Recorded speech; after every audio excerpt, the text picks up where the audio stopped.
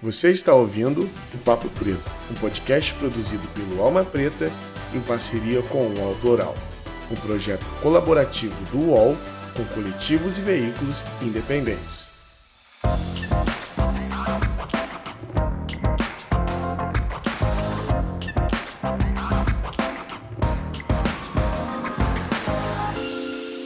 Salve, salve galera, muito bom dia, boa tarde ou boa noite. Estamos começando aqui agora mais um Papo Preto e é sempre uma felicidade receber vocês aqui. Meu nome é Iago Rodrigues e eu sou produtor e apresentador desse belíssimo podcast, apesar que agora eu tenho uma ajudante, que é a Estela, que divide essa produção aqui comigo, então já mandar um abraço aí para a Estela. E também agradecer a todos vocês que têm acompanhado o nosso programa. Já vamos fazer 2 anos de Papo Preto e é muito gratificante saber que milhares de pessoas no Brasil todo nos ouvem, acompanham, e é gratificante e é um incentivo para que a gente continue aqui produzindo esse conteúdo de qualidade. Hoje nós vamos conversar com o Luciano, daqui a pouco eu vou pedir para ele se apresentar, e nós vamos falar sobre os negros na infraestrutura do Brasil. A gente sabe que o nosso país ele é gigantesco e que boa parte da infraestrutura desse país foi construída pelos negros. Mas hoje, depois de 2022 anos, não são os negros que ocupam os melhores cargos, ainda mais com respeito à engenharia. Então eu trouxe o Luciano aqui para a gente bater um papo e antes de mais nada, Luciano, muito obrigado por aceitar estar aqui com a gente. Eu vou pedir para que ele se apresente. Luciano, a bola está com você.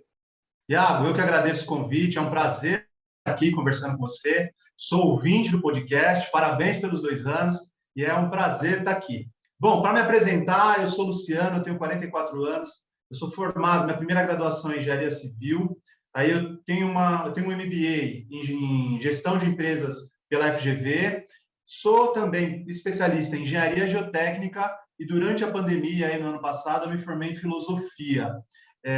Eu me formei em engenharia, minha primeira graduação em 2002, então esse ano aqui eu completei 20 anos de formado. Eu trabalhei em outras coisas que não engenharia, até ter a minha empresa de engenharia. Quando eu iniciei minha carreira lá na faculdade ainda, eu fui trabalhar no setor bancário, por falta de oportunidade mesmo na área, a área estava muito fechada e fiquei no setor bancário por 10 anos. Né? Trabalhei em diversas empresas, no total trabalhei em 11 empresas, até que eu tive a oportunidade de voltar para a engenharia, aí já na área comercial, que é a área que eu fiz minha carreira e que eu atuo há muitos anos, né? Então eu estou aí trabalhando com engenharia já tem quase uma década e meia, mais de uma década e meia já. Legal, legal. Sabe pouco, hein? Mas, então, Luciano, vamos lá. Eu queria já encaminhar a primeira pergunta, até mesmo muito a ver com o tema que a gente citou no começo. A gente sabe que foram os negros que pavimentaram, vamos dizer assim, o nosso país. E eu queria falar sobre a enorme dificuldade hoje de nós encontrarmos. Existem grandes engenheiros negros, eu já ia errar na minha pronúncia, existem grandes engenheiros negros, mas esses engenheiros, eles não estão nas cabeças das grandes empresas, eles não aparecem nessas grandes obras. E eu gostaria que você falasse um pouco sobre isso, o porquê deles não estarem nas cabeças e não ocuparem esses grandes cargos, já que pavimentamos e existem engenheiros negros brilhantes no mercado. Iago, na semana passada, na quarta-feira, a gente estava no almoço aqui com o pessoal da empresa, com colaboradores da empresa e com gente de fora, que tínhamos 6 pessoas sentadas numa mesa. Né? Dessas 6 pessoas, tinha eu e o Douglas, né? Todos engenheiros, os 6 engenheiros. Tinha eu e o Douglas de negros sentados nessa mesa, né? Nós dois somos da MMF.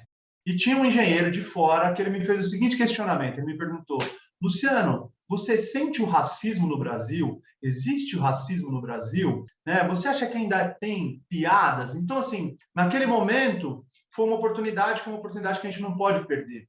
Hoje em dia, a preocupação ela já não está mais com piada, mas sim com a estrutura. Quando você pergunta por que nós não estamos nas cabeças, Iago, porque a estrutura ela é formada para que a gente fique de fora.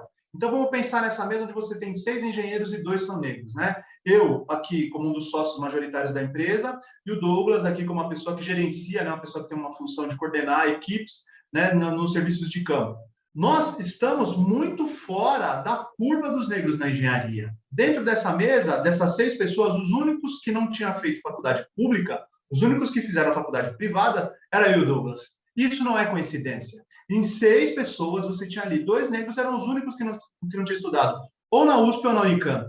Então, o negro ele é tirado da engenharia ainda quando ele entra no ensino fundamental. Porque você olha naquela mesa ali e, da mesma forma que eu e o Douglas eram os únicos que tinham estudado em faculdade privada, nós éramos os únicos que tinham estudado a vida inteira antes da faculdade em escola pública. Então, a pirâmide, ela se inverte. Quem tem condições financeiras, paga a escola, paga estudo para os filhos, para estudar todos os anos do ensino fundamental, os 9 anos do ensino fundamental, mais os 3 anos do ensino médio em escolas privadas, para que ele entre na escola pública. E o nosso caso é o inverso. A gente estuda os 9 anos do ensino fundamental e os 3 anos do ensino médio em escola pública e depois nós vamos pagar a faculdade. Quando você vai para o mercado de trabalho, principalmente no mercado de trabalho que faz grandes obras, que faz grandes projetos, eles escolhem as pessoas que estão nas faculdades públicas, nas faculdades de renome, nas faculdades internacionais. Né? Eu tive a oportunidade de estudar no Mackenzie, que é uma faculdade centenária de engenharia, uma faculdade muito bem qualificada, isso fez a diferença na minha carreira, mas o negro ele sai das grandes oportunidades da engenharia quando ele entra no ensino fundamental. Ali o nosso destino ele já está sendo traçado, o nosso destino já está sendo definido. O que a gente precisa para poder mudar esse destino já praticamente definido é lutar, remar contra a maré, é lutar contra a corrente. É isso que a gente faz, é isso que eu tenho feito na minha carreira, é isso que o Douglas fez na carreira dele, a Laudeli, que está aqui também, tem um cargo de coordenação, né? E é uma das formas que eu vejo da minha atuação também. É o meu papel, como você disse, trazer esses grandes nomes da engenharia para atuar com certo destaque. E é isso que a gente tenta fazer e que está acontecendo. A vinda da Laudeli chegou aqui recentemente. Ela é uma pessoa extremamente experiente, um nome muito forte na engenharia, e quando ela veio para cá, a repercussão no mercado foi muito grande, né? Porque nós somos uma empresa média, nós não somos uma empresa grande. A Laudeli poderia trabalhar em qualquer outra empresa. Então, quando você tem um negro que tem um certo destaque e a gente se junta, a gente faz um trabalho incrível. Sim, sim. E eu quero trazer mais um pouco disso que você falou que é interessante. Na verdade, tudo é muito interessante, mas chamar atenção para esse fato dessa questão do negro ter que ir pagar a faculdade, né? Eu passo por isso, eu tenho um primo que ele se formou em engenharia agora há 2, 3 anos, a mesma coisa, teve que pagar, estudou a vida inteira no colégio público, quando chegou a essa fase de você fazer o vestibular, né? A gente às vezes não tem, a escola pública não dá esse respaldo para a gente fazer uma prova com excelência, e muitas das vezes no ensino médio a gente está tendo que trabalhar, tendo que estar fazendo diversas outras coisas que dificultam essa dedicação exclusiva ao estudo, que a gente tenha uma excelência no vestibular e a gente ocupe cargos, ocupe vagas em faculdades de renome públicas, né? Então, eu não só vejo isso na sua história, na minha, do meu primo, mas de diversos outros negros que têm que se sacrificar para pagar a faculdade ou tem que lutar ali para conseguir uma bolsa, né?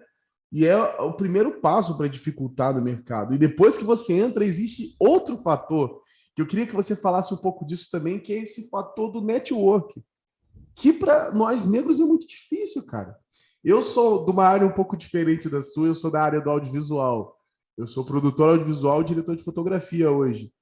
E na minha área, se você não tem network, você não trabalha. Porque você precisa ter alguém para te indicar para os trabalhos, precisa ter alguém para te trazer para os trabalhos. E eu queria que você falasse um pouco sobre essa dificuldade do negro que se forma, e principalmente engenharia, que eu sei que também é uma área que você precisa dessa indicação. Como fazer? Porque você sai, às vezes você não conhece pessoas que possam ser esse teu network, até mesmo você sai da faculdade, você era o único na sala de aula, então seus amigos vão para a empresa dos pais, outros vão para a empresa dos tios e tal, e você sai dali, o seu pai ou a sua mãe não tinha nada a ver com aquela área. Como é que faz? É muito complexo mesmo, Iago, porque O networking, ele é fundamental. É uma relação de confiança que se estabelece. Eu vejo aqui, por exemplo, como é que a gente contrata um engenheiro, uma engenheira aqui. A gente tem um time de engenharia majoritariamente feminino. Então, a gente pede indicação das próprias engenheiras. Então, o network é fundamental. As melhores pessoas que vieram iniciar a carreira aqui conosco foram as indicadas. Então, quando você entra... E teve um professor na faculdade que falou algo que eu nunca vou esquecer. Ele falou, quem veio aqui só para estudar? Se vocês vieram aqui e não vieram para fazer relacionamento, é melhor que vocês irem embora. É meio chocante num primeiro dia de aula, mas faz todo sentido.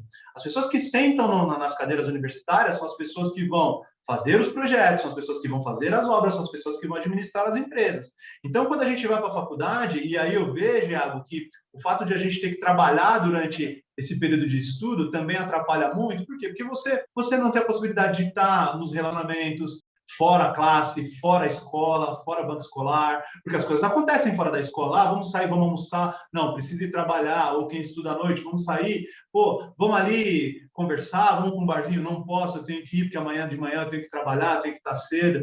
Então, realmente, uma coisa que a gente tem que estar atento é para o network. O network, como você disse, é fundamental, já que não somos herdeiros, nós não somos os filhos dos donos das construtoras, né, dos donos das projetistas, das empresas projetistas. Então, a gente tem que ter esse contato na faculdade, a gente tem que pensar o tempo todo, Iago, que a gente tem que ter excelência. E é simples? Não é simples. Você disse muito bem. Eu, no meu período de faculdade, teve muita coisa do primeiro ano que, enquanto eu estava aprendendo, os meus colegas de turma, eles só estavam revendo. Eu não tinha tido no ensino médio.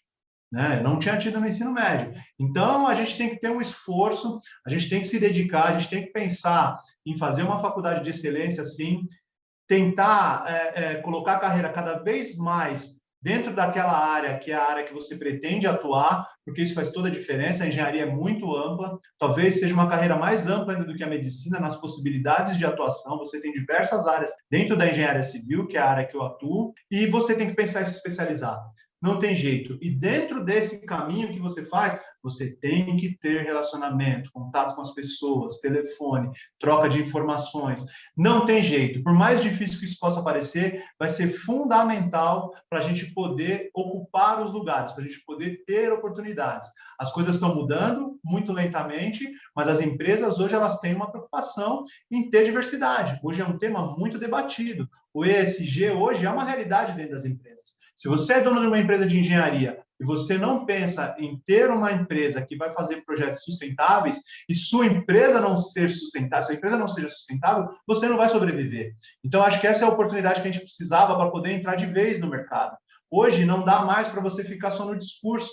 A internet e a tecnologia, ela mostra que a empresa fala uma coisa, mas faz outra. Então, as empresas têm que alinhar cada vez mais o discurso e a prática. Então, essa é a oportunidade que a gente tem, principalmente para as carreiras onde se toma decisão. O que importa é tomar decisão, é isso. Você toma decisão, eu aqui tenho essa possibilidade de falar, ó, para essa vaga aqui, se a gente tiver a oportunidade de colocar alguém que tem um perfil diferente, que vai contribuir, que vai pensar de uma forma diferente, nós vamos fazer, porque senão você fica sempre nessa mesma coisa de o pensamento é sempre o mesmo, a gente precisa mudar, a gente precisa ter aí diversidade também no que é construído.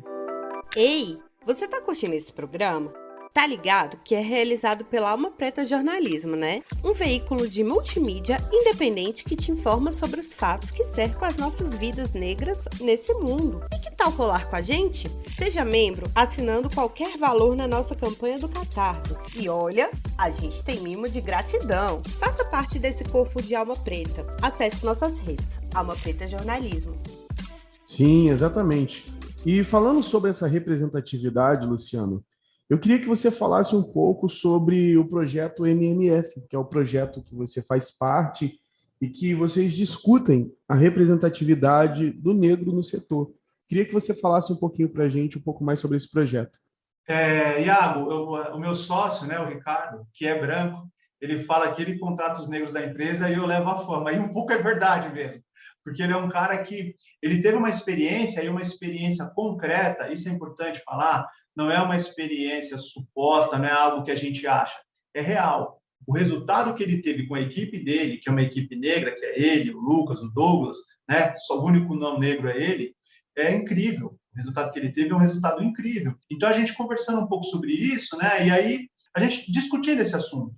Quando um negro tem uma oportunidade, ele não perde, porque a gente não sabe se a gente vai ter outra. A gente não tem chance, Iago, de perder a oportunidade.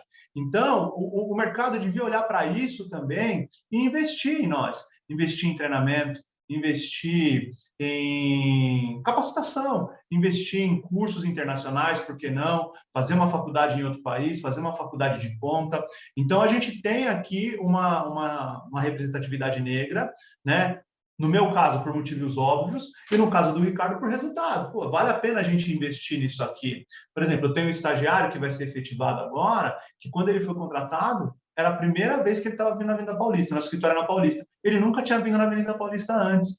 Hoje, ele tem uma performance incrível. Ele tem uma performance incrível. Então, você para pensar e fala, traz resultado. Né? Não é apenas discurso, não é apenas prática. A gente tem a MMF, tem crescido, dobrado de tamanho há 3 anos consecutivos. Esse ano vai ser o 4º ano consecutivo que a gente vai dobrar novamente de tamanho. Tamanho de faturamento e tamanho de quantidade de pessoas trabalhando. Hoje a gente tem em torno de 30 pessoas, a gente deve fechar o ano com 60. Então, o projeto MMF, ele não é um projeto que ele foi mapeado, que ele foi escrito, ele foi acontecendo e foi trazendo resultado e a gente foi dando continuidade nesse processo. Hoje a gente é uma empresa, eu te falo que durante o crescimento, o percentual de negros aqui ele foi diminuindo, mas a gente está reavaliando e está, dentro do possível, melhorando. O nosso objetivo é 50-50, hoje a gente está longe disso. A gente tem 25, mais ou menos, de negros aqui, já tivemos 35. Durante o crescimento, esse número vai... Mas o nosso número é 50%. É isso que a gente essa é a meta que a gente vai buscar. Legal. E eu queria que você falasse um pouco de quais são os planos futuros da MMF, já que você falou sobre essa questão de investimentos em jovens negros e até mesmo desse rapaz que foi a primeira vez que ele foi na Paulista, né? E a gente vê que isso é muito real. Eu conversava com um amigo meu que trabalha na mesma área que eu, um pouco diferente, mas com relação ao Rio. Sou carioca, moro em São Paulo, e ele tinha um primo morador do Rio de Janeiro, que tinha 18 anos. E a primeira vez que ele foi na praia foi com esse meu amigo. Então a gente vê que, mesmo dentro desse pouco espaço, o quanto existe de diferença. E uma pessoa que mora em São Paulo e tem a referência, como eu usei o exemplo do Rio, porque as praias do Rio são a referência de lá. Aqui em São Paulo é a Avenida Paulista. Eu até brinco com os paulistas aqui que a galera sai de casa para ficar dando rolê na Paulista. Eu falo, não existe. É verdade. A gente vai dar rolê na praia. Mas você vê o quão discrepante é isso, porque é um passeio tradicional, digamos assim. Mas para os negros e para as pessoas de periferia, não é. Então, eu queria que você falasse, você falou um pouco desses planos de aumentar essa questão da porcentagem da empresa, e eu queria saber se existe mais algum plano de trazer estagiários negros e incentivar as pessoas que estão saindo da faculdade ou ainda estão na faculdade a entrar nesse mercado. Sim, sem dúvida. Esse é um trabalho que a gente faz de forma consistente. Eu acredito que esse bate-papo aqui nosso também é um pouco disso. Eu conversei recentemente com alguns veículos e tem um fator, e algo que vale a pena a gente tocar aqui, que é assim, a gente tem uma tendência a correr da engenharia, a correr da área de exatas, a correr da física, a correr da matemática, né? No sentido de não querer ter que lidar com isso no dia a dia. E isso é algo que foi colocado, que foi mistificado, que não é real. Eu acho que é treino. As pessoas elas precisam estudar a matemática, elas precisam estudar a física, elas precisam acreditar que é possível e para poder estar ocupando esses lugares. Porque você para pensar, um estudante recém-formado de engenharia ganha muito mais que muito pai de família. Entende? Então, quando você toma essa decisão, você está tomando uma decisão de poder ter um salário ao longo da carreira que ele é diferente de outras áreas. Entende? Então, dentro dos planos que nós temos aqui, a MMF tem um projeto muito ousado, eu diria, de se tornar uma empresa referência em tecnologia dentro do projeto de engenharia, dentro da consultoria de engenharia de infraestrutura. Então, a gente tem investido nisso. Nós estamos, ainda é sigiloso, mas nós estamos fechando uma parceria internacional para poder trabalhar junto com uma empresa canadense, né, nessa área, uma empresa de tecnologia para engenharia, e essa é a nossa aposta para o futuro, e a gente está de olho aí em várias startups, em alguns movimentos dentro das comunidades, né, de empresas, de negócios que têm jovens negros que estão envolvidos em tecnologia, para que a gente possa se aproximar e poder ter essas pessoas em contato, né? E aí só a experiência de realizar e tentar fazer uma conexão vai provar se a gente está certo ou não, se isso vai dar certo ou não. Mas os projetos são investir em tecnologia, trazer essa galera jovem que é tecnológica, né, para poder atingir essas metas que nós temos. Legal, legal. A gente está quase chegando no final do nosso programa, mas antes de nós irmos, eu queria que você deixasse aí, Luciano, as suas redes sociais, as redes da empresa, para a galera ir lá e conhecer e estar por dentro do que vocês estão fazendo também. E queria, antes de você falar, agradecer muito esse papo, cara. Por mim, eu ficaria aqui mais 2 horas, mas a gente bate o limite e a gente já tem que frear. Então, muito obrigado por aceitar vir aqui trocar essa ideia com a gente. E fala aí onde a galera pode encontrar você e também o seu trabalho. Legal. A nossa empresa chama MMF Projetos de Infraestrutura. Encontra a gente no Instagram, no @MMFprojetos e no LinkedIn, MMF Projetos. Eu tenho @ de Engenheiro Luciano Machado no Instagram, @Engenheiro Luciano Machado no Instagram e no LinkedIn, Luciano Machado. Eu agradeço o convite, Thiago. É um prazer falar contigo. Como eu disse aqui, eu sou aí ouvinte do podcast, né? Acho que você faz um trabalho super bacana, um trabalho incrível aí. Parabéns mais uma vez pelos 2 anos. Estamos à disposição. Quando quiser bater um papo aí, que a gente puder contribuir, é só chamar. Nada, eu que agradeço, eu que agradeço. Olha, as redes vão estar aqui embaixo, a do Luciano e também da MMF. Você pode ir lá acompanhar tanto ele quanto o trabalho dele. Galera, estamos chegando ao final de mais um Papo Preto. Antes de nós irmos, eu queria que você fosse lá no nosso site. O Papo Preto é um podcast produzido pelo Alma Preta Jornalismo. Nós somos uma agência de jornalismo independente. Então, vá lá no nosso site, leia as notícias e, mais que isso, apoie o nosso trabalho. Nós temos uma campanha de financiamento que você pode estar lá ajudando a gente a continuar propagando essa notícia.